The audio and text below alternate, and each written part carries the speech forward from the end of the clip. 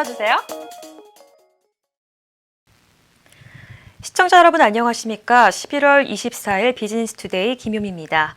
준비한 첫 번째 소식 전해드리겠습니다.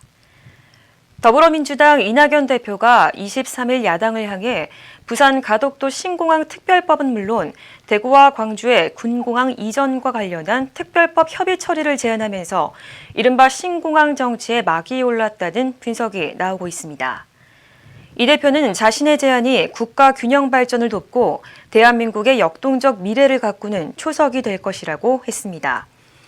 그러나 야당에선 전해국비로 진행될 공산이 큰 가덕도 신공항 건설에 반발하는 대구와 광주 지역 여론을 달래 가덕도 신공항 건설에 장애물을 뛰어넘기 위한 물타기 전략이라고 의심하고 있습니다. 특히 이 대표 제안으로 당장 전국이 신공항 건설 요구로 몸살을 앓게 될 것이라는 우려가 나오고 있습니다. LG전자가 박세리와 함께 촬영한 광고 영상 금성에서 온 세리 언니가 폭발적인 인기를 얻고 있습니다. LG전자는 지난 11일 유튜브 채널에 골프 여제 박세리의 일상을 촬영한 두 편의 영상을 공개했습니다.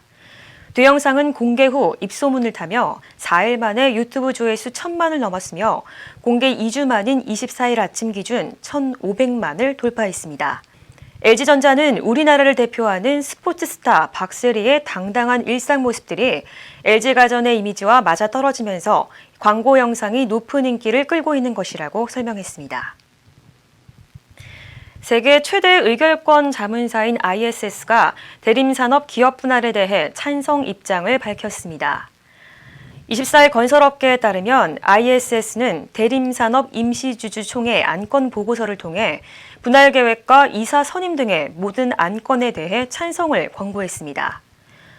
이어 대림산업이 추진하는 분할의 전략적 명분이 합리적이라고 평가하면서 지주사 전환을 통해 저평가돼 있는 회사의 가치를 재평가받는 기회가 될 것으로 전망했습니다. 대림산업은 다음 달 4일 임시주주총회를 열어 기업 분할 안건을 다룰 예정입니다.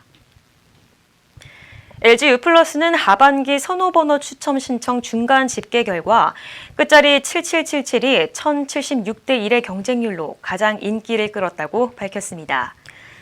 다음으로 끝자리 9999가 624대 1, 8888이 346대 1로 인기가 높았습니다.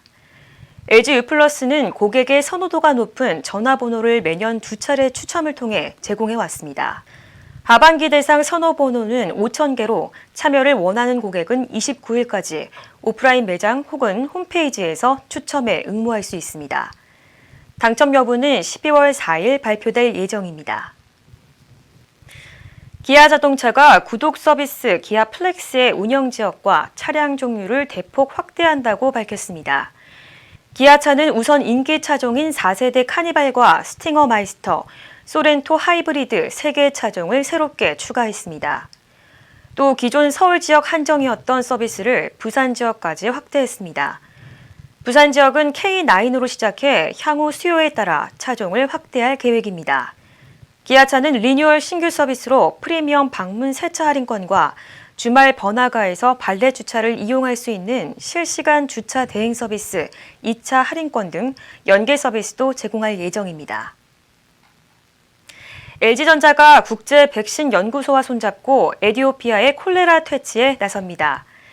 LG전자는 2021년부터 3년간 콜레라 취약 지역의 주민 약 4만 명을 대상으로 백신을 접종하고 현지 공중 보건 역량을 강화하기 위해 질병 감시 시스템도 구축할 계획입니다. LG전자는 이 사업을 위해 임원사회 공헌기금 등을 활용할 예정입니다. LG전자는 2004년부터 매년 임원급여의 일정 비율을 임원사회 공헌기금으로 적립 중이며 국내에서 진행하는 봉사활동과 지역사회 개선 등에 사용하고 있습니다. LG전자 대외협력 담당 윤대식 전무는 에티오피아 지역의 질병과 빈곤 문제 해결을 위해 기업의 사회적 책임을 다할 것이라고 말했습니다. BHC가 브랜드별 특색을 살린 새로운 성장 동력을 마련하는 등 영역 확장에 주력한다고 밝혔습니다. BHC는 본사 핵심 역량과 노하우를 집결해 큰맘 할매 순댓국을 비롯한 다른 브랜드에 힘을 실으며 사업 다각화 및 매출 성장에 속도를 내겠다는 전략입니다. 앞서 순댓국 프랜차이즈 큰맘 할매 순댓국은 지난 10월 큰맘 도시락 인기 11종을 선보였습니다. BHC 관계자는 치킨업계 히트작을 지속 출시했던 이력을 살려 브랜드 사업 분야를 넓히고 종합 외식 기업으로 거듭날 것이라고 설명했습니다. 종합부동산세 고지서가 지난 23일부터 발송됐습니다. 올해는 공시가격이 오르면서 대상자가 지난해보다 급증을 했고 지난해보다 2배 가까이 세금이 오른 사람도 있다는 불만이 나오고 있습니다. 서울에서 종부세 대상인 공시가격 9억 원 이상인 집은 올해는 28만여 가구로 지난해보다 40%가량 늘었습니다. 하지만 국세청은 종부세가 많이 오른 건 주로 다주택자이고 1주택자의 경우 비싼 집을 가진 일부 얘기라고 선을 그었습니다. 국세청은 인터넷에서 화제가 된 종부세가 10배 올랐다는 1주택자의 글도 허위로 의심된다고 설명했습니다. 한성숙 네이버 대표가 내년에도 개인 중소사업자를 돕는 플랫폼이 되겠다라고 강조했습니다. 한성숙 대표는 지난 23일 네이버 TV와 나우를 통해 진행된 네이버 커넥트 2022를 통해 이같이 말했습니다. 이번 컨퍼런스는 비욘드 커넥트라는 주제로 코로나 위기 속에서도 도전하고 있는 소상공인과 창작자를 전면에 소개했습니다. 한성숙 대표는 커넥트 컨퍼런스 키노트에서 코로나 이후에도 이전과 동일한 생활 방식으로 돌아가기는 어려울 것이라며 물리적 거리는 멀어졌으나 정서적 거리는 더 밀접해지고자 하는 사용자 니즈가 생겨나고 있다고 말했습니다. 비즈니스 투데이 오늘 준비한 소식은 여기까지입니다. 시청해주신 여러분 고맙습니다.